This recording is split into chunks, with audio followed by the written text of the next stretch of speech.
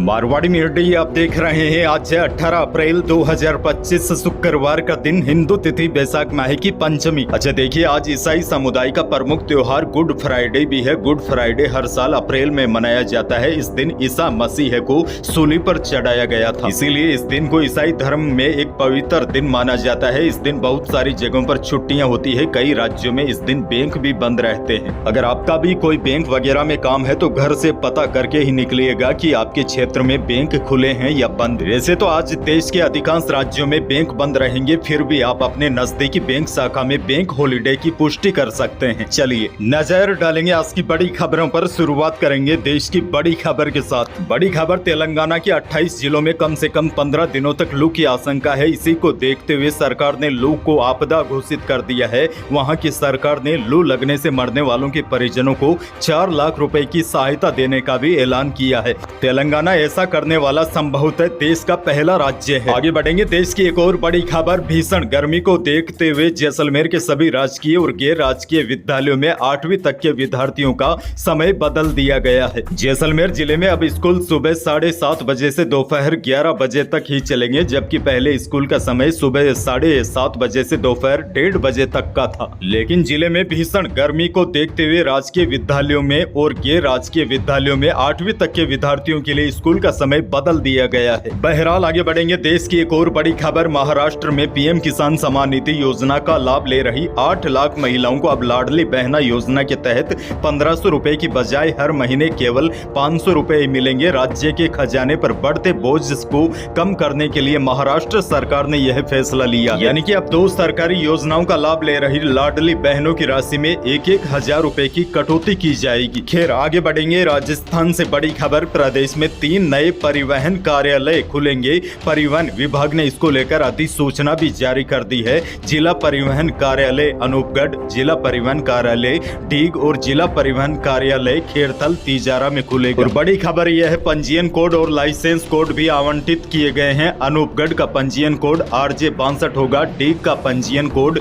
RJ 63 होगा और खेरथल का पंजीयन कोड RJ 64 होगा। इस प्रकार प्रदेश में 3 नए परिवहन कार्यालय खुलेंगे। एक और बड़ी खबर, राजस्थान माध्यमिक शिक्षा बोर्ड परीक्षा परिणाम से असंतुष्ट 10वीं के स्टूडेंट को रीचेकिंग की सुविधा देने की तैयारी है। हालांकि यह सुविधा केवल गणित के सब्जेक्ट के लिए होगी। बोर्ड ने इसे पायलट प्रोजेक्ट के तौर पर शुरू किया है। स्टूडेंट के रिस्पांस के बाद यह तय होगा कि इसे अगले सत्र में भी रखा जाए या नहीं। वहीं दूसरे विषयों में भी रीचेकिंग लागू की जाए या नहीं, यह निर्णय भी इसी पायलट प्रोजेक्ट के रिजल्ट पर आधारित होगा। हालांकि रीचेकिंग की सुविधा को लेकर कोई आधिकारिक निर्देश जारी नहीं हुए हैं। एक और बड़ी खबर, राजस्थान में बेरोजगार युवाओं के लिए बड़ी खबर है। चतुर्थ श्रेणी भर्ती परीक्षा को लेकर अब गिनती के ही दिन बचे हैं और बोर्ड ने भी साफ कर दिया है, अंतिम तिथि नहीं बढ़ेगी। अब सिर्फ 1 दिन का वक्त बाकी है और अब तक रिकॉर्ड तोड़ 18 लाख से ज्यादा आवेदन जमा हो चुके हैं। ऐसे में अगर आपने अब तक आवेदन नहीं किया है तो सतर्क हो जाइए, क्योंकि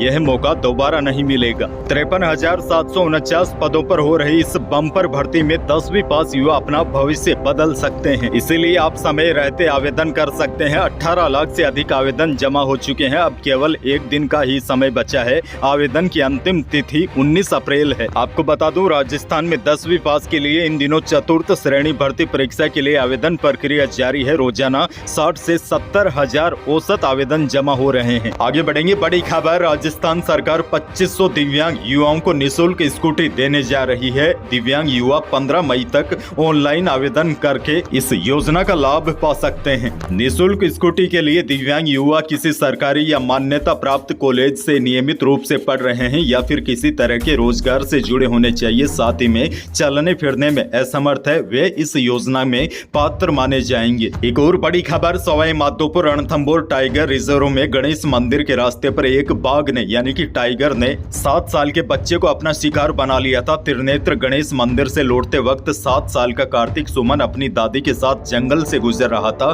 तभी एक बाघ ने बच्चे को मुंह में दबोचकर जंगल की तरफ ले गया और काफी देर तक उसके ऊपर बैठा रहा, जिससे बच्चे की मौत हो गई। वहीं अब इस मामले में राजनीति भी शुरू हो गई है। राजस्थान कांग्रेस के प्रदेशाध्यक्ष गोविंद सिंह डोटासरा ने इस घटना को हत्या बताया। डोटासरा ने कहा कि भाजपा सरकार का शासन पूरी तरह कोलैप्स कर चुका है। वहीं देखिए, इस घटना के लिए वन विभाग पर भी लापरवाही के आरोप लग रहे हैं और कहा जा रहा है कि श्रद्धालुओं के मंदिर जाने के मार्ग पर कोई गार्ड नहीं था।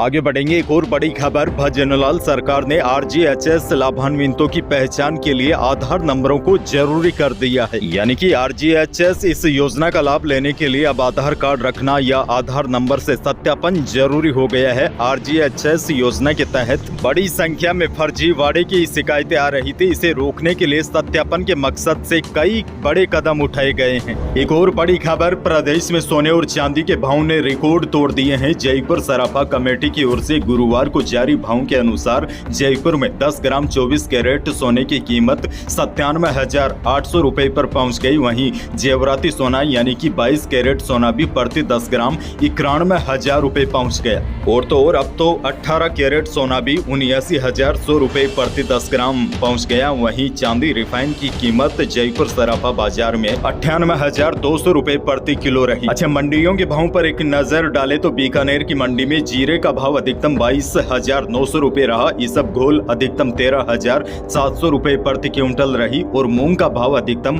7500 रुपए रहा। गवार का भाव 5,000, गेहूं का अधिकतम भाव 2950 रुपए रहा। अच्छा देखिए, मेड़ता की मंडी में इसबगोल का भाव अधिकतम 13,500 रुपए रहा और जीरे का भाव यहाँ पर अधिकतम 24,600 रुपए रहा और मूंग का भाव 7,700 रुपए रहा। अच्छा देखिए, जोधपुर की जीरा मंडी में जीरा अधिकतम 23,800 रुपए बिका और इसबगोल का भाव न्यूनतम 11,700 और अधिकतम 14,025 रुपए रहा। मौसम को लेकर भी बड़ी खबर है। प्रदेश के कई इलाकों में गर्मी के साथ साथ बारिश भी हो रही है। कल कोटा, अजमेर, जयपुर संभाग के कई जिलों में आंधी के साथ बारिश हुई और कुछ स्थानों पर ओले भी गिरे। बीकानेर संभाग के भी कई जिलों में कल दोपहर के बाद अचानक मौसम बदला, आंधी चली और कुछ स्थानों पर बारिश भी हुई। लेकिन सबसे बड़ी खबर यह है, अब आज से आगामी 4-5 दिनों तक मौसम मुख्यतः साफ रहेगा। लेकिन 18 और 19 अप्रैल को पश्चिमी राजस्थान के जोधपुर और बीकानेर संभाग के कुछ भागों में तेज सतही हवाएं और धूल भरी आंधी चलने की संभावना है। लेकिन बड़ी बात यह है, अब तापमान में बढ़ोतरी होगी और प्रदेश के अधिकांश जिलों में आने वाले 4-5 दिन मौसम मुख्यतः शुष्क बना रहेगा। अच्छा, अंत में बड़ी खबर आपको यह भी दे दूं, राजस्थान में भीषण गर्मी से लोगों को राहत के लिए व्यवस्था नहीं करने पर हाईकोर्ट ने